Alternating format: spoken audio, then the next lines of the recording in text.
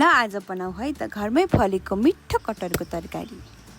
High everyone, नमस्ते सबैजनालाई, हजुरहरूलाई हाम्रो च्यानलमा धेरै धेरै स्वागत छ। आज मैले लामो समयपछि हजुरहरूमाझ नयाँ रेसिपी भिडियो लिएर आएकी छु। आशा छ हजुरहरूलाई आजको भिडियो अवश्य मन पर्नेछ। साथै भिडियोलाई अन्तिमसम्म हेरेर लाइक, कमेन्ट, सेयर गरी च्यानललाई सब्स्क्राइब गर्न नबिर्सनुहोला है त। ल अब सुरु गरौँ कटहरको तरकारी बनाउनतर्फ।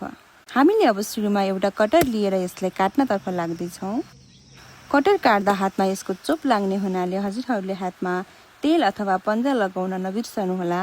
सुरुमा यसलाई बीजबाट काटेर यसको बोक्रा निकाल्छौँ। त्यसपछि चपिङ बोर्डमा तेल लगाएर सानो सानो टुक्रा गरेर काट्छौँ।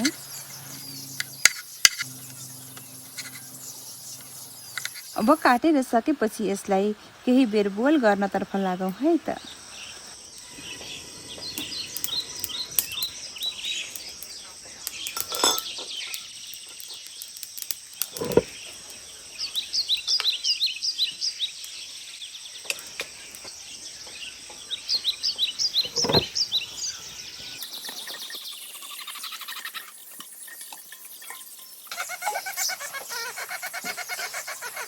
अब यो बोइल हुँदासम्म यसलाई चाहिने मरमसला तयार गरौँ।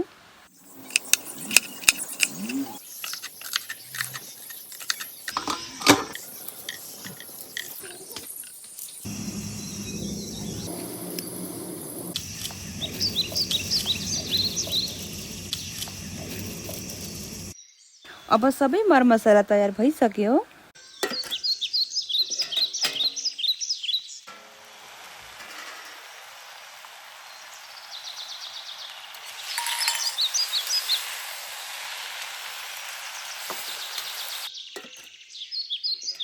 अब हाम्रो बोइल भइराखेको कटहरलाई एकपटक खोलेर हेरौँ।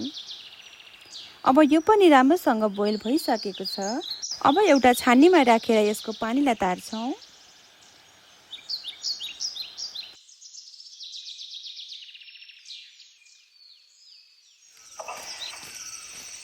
अब हामीले यता कराई बसालेर तेल राख्छौँ।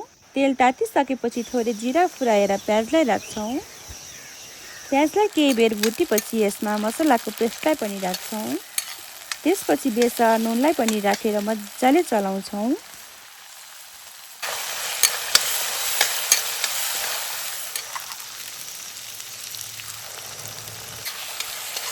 अब केही बेर चलाइसकेपछि कटहरलाई पनि राखौँ र मसला सबैतिर लाग्ने गरेर राम्रोसँग चलाउनुपर्छ।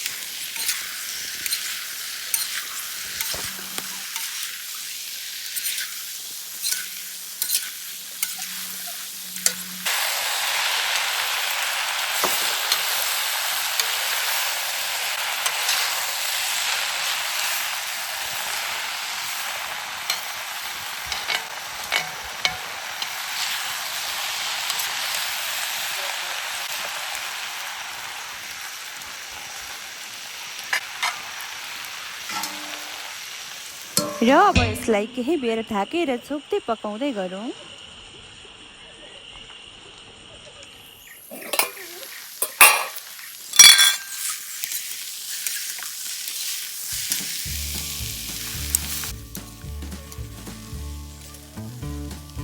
केही समय पकाइसकेपछि हाम्रो कटहर राम्रोसँग पाकेर खानाको लागि तयार भइसकेको छ।